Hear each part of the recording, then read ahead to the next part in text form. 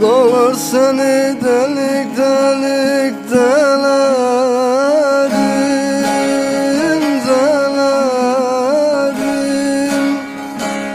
Havur alır toprağını elerim, aman aman elerim, aman aman dumanlı dağlar.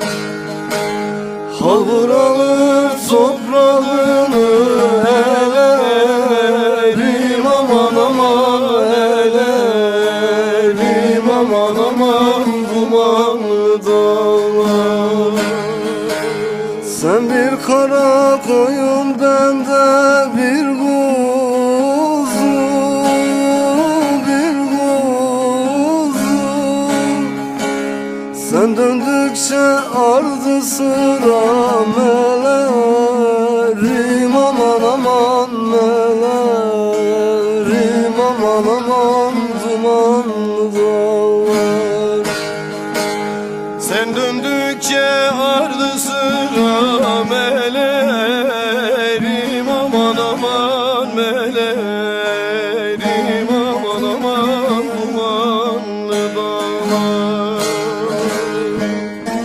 Karlı dağlar karın almış, kardan cananım benim.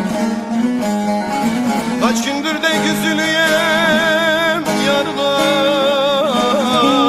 Dağlar yaz gelsin, söylen tez gelsin.